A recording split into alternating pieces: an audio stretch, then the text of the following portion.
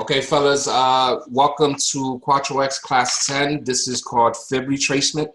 Like I was explaining to you guys prior, Fib Retracement is a indicator or a confirmation, is not a trading method. So I don't want you guys to actually think that I'm trying to change the way that you guys actually trade. I'm just trying to help you and give you guys tools. You guys might use this, you guys might not. But the more tools I give you guys, the more complete traders you guys will be. Okay, it's called Fib Retracement, Cuatro X Class 10. What we are going to learn today, number one is what is Fibonacci sequence. Number two, what are the true Fibonacci numbers in Forex? Because Fib numbers, the Fib sequence and the Fibonacci numbers are a little different, but they play by the same rules. What is a true high and a true low? Because people actually don't know that. This is actually going to help you guys to identify where a reversal is going to be just by candles. Number four is how does Fibonacci sequence work in a Forex trading? We're going to figure that out. How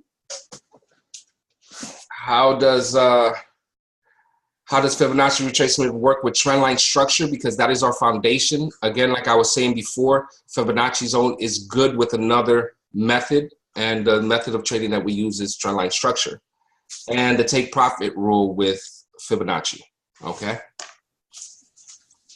So number one, what is a Fibonacci sequence? A series of numbers in which each number is the sum of two preceding numbers. The simplest way is this. So what it's saying is 1 + 1 = 2, 1 + 2 = 3, 2 + 3 = 5, and etc. That's the Fibonacci.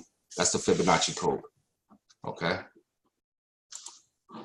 What are the true Fibonacci numbers? The true Fibonacci numbers are 0, 23.6, 38.2, 50, 61.8, 78.6, 86.0, and 100. Now, 50 is actually not a Fibonacci number. But when they actually created this tool, they used the 50 to try it out, and it actually works amazing. And some people only trade the 50 mark on the Fibonacci. Okay, so we're good. We include it. Okay, what is a true high and a true low? Now, a lot of people ask me about candles and if I trade candles. I don't trade candles. Okay, but the rule of thumb of a true high and a true low is almost like putting up your 4 fingers, your 5 fingers, right? And that middle finger is the middle candle. That middle finger shows you that that is a true high. If you guys look on this, you'll have 2 candles that are lower than the highest candle, and then the 2 preceding candles are lower. So this is a true high. Same thing with a true low. You have the lowest candle in the middle, and then you have 2 candles that are higher, and then 2 candles that are higher. That shows you where a true reversal is.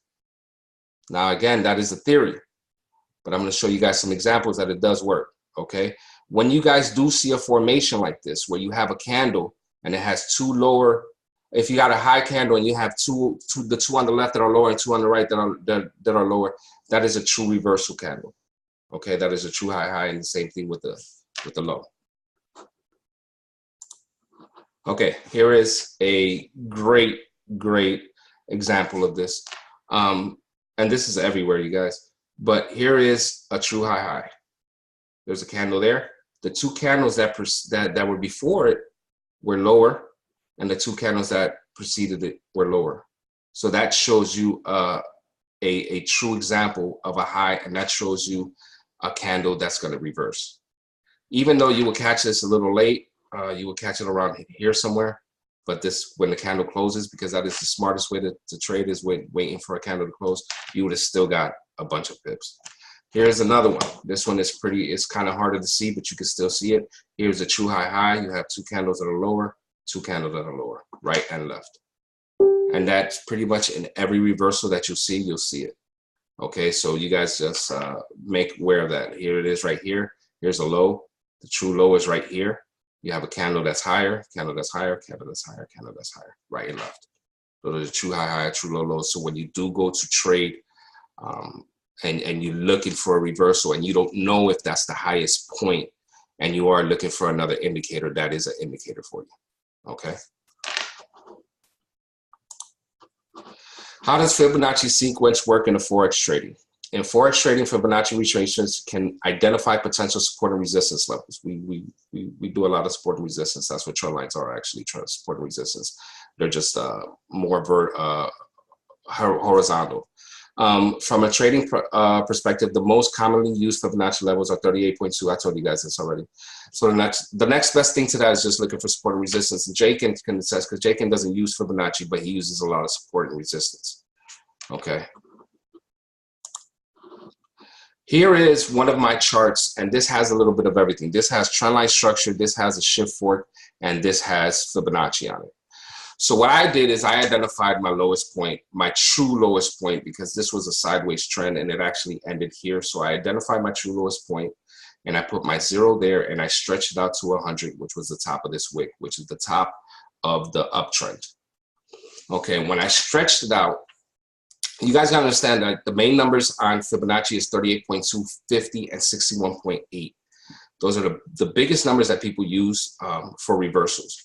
So what happens is it calculates from my lowest point to my highest point, and it gives me the percentages of where my reversal is going to be. So this is 50% from here to here. And it actually, if you see, that's where it reversed. And it respects all the trend lines. So here's the 38.2, 38.2, and it just respects. But this is 50% of this trend here. Okay? So it starts here and it's here. But you got to remember that you got to get it to the truest point of the low of that trend. It can't be, you know, this part right here, because this part is part of the trend of the sideways trend. This is the actual lowest part of the new trend. Okay. So what this came up here, it hit the 38.2 and it came back up. All right. It hit the 23.6. These are support and resistance lines. That's all there is. It came back down to the 50 and it came back up. Okay, there is a rule of thumb on how you trade a Fibonacci. A Fibonacci is pretty much just a retracement tool. So it's not actually something to start a swing trade. This is something in between, right? So if you have this trade here and it hit this top and you already got your candles and you know you got your M formation and you know this is about to be a downtrend, then you know where you're going to get your reversal, your retracement, just by, you know, after you put your trend line structures, of course. But if you look down, I drew some lines coming straight down. The TDI supports the Fibonacci. If you see the shark fin out of water right there, and it hits the 50%, it supports it. Right here, you have this. You have a W formation. Does everybody see that? Right here, the same thing. We have another W formation out of the water. So the TDI supports it, and that's what it's about. The Fibonacci is about using other methods, and this being an indicator or a confirmation of it. So right now, we're using the TDI to confirm the Fibonacci. So we have a W formation here out of water, and it hits. Right here, we have a W, and it hits. Right here, a shark fin out of water, and it hits. Same thing here. It hits here, out of the water. Up here, out of the water. Okay? How does Fibonacci retracement work with a trend line structure? Now, this is what we're into. We are trend line structure people. This is how it works.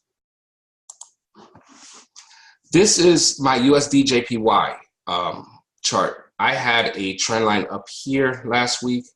A support, a resistance line up here. It broke my structure and I didn't draw my trend line, right? So yesterday I drew my trend line on here and I threw a fib on there and it actually hit the 61.8 prior to hitting my trend line on the M formation. Now, if you look on the TDI, I have an M formation, right? Beautiful M formation. It actually hit the 61.8 prior to hitting my trend line. So if I would have put a pending on my trend line, I would have lost this trade. But if I would have put a pending on my 61.8 and my trend line, I would have hit my 61.8 and I would have scratched my trend line. Does everybody get that? Okay. So this is a perfect example of how Fibonacci works with a trend line structure. Look at the 23.6. 23.6, look how it respects it. Comes down, hits it, comes right back up. Okay? Here's the 50%, the 61.8, and it comes back up. Remember, when you have support and resistance, the market has to push really hard to break through these support and resistance. So if you look at this 38.2, you see this candle that pushes really hard. That's the breakthrough through the support and resistance, and it happens a lot. So you guys got to pay attention to that if you guys are going to be working with candles or looking at candles as confirmations. Okay. All right. Here's a rule of thumb.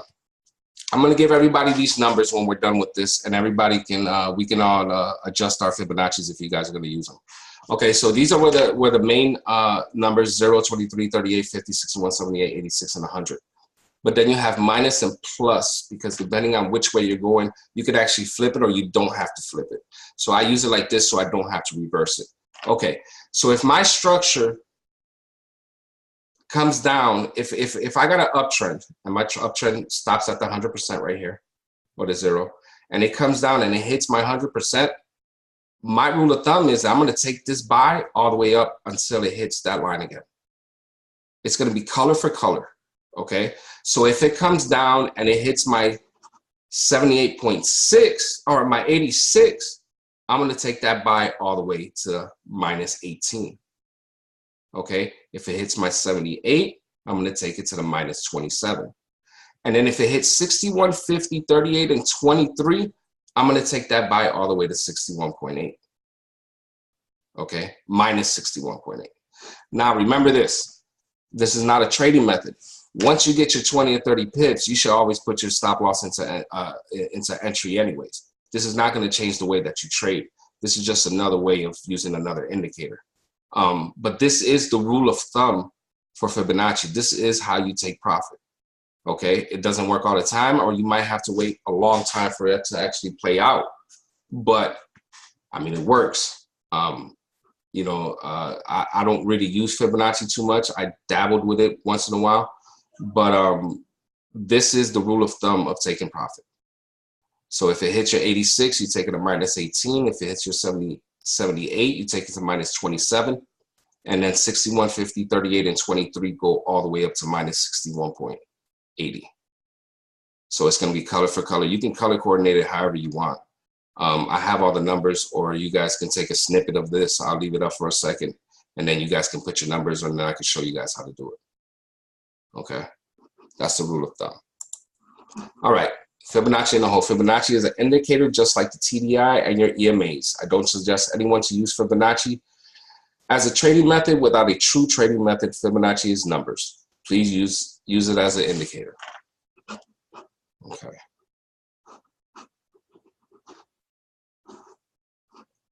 Give me 1 second, you guys.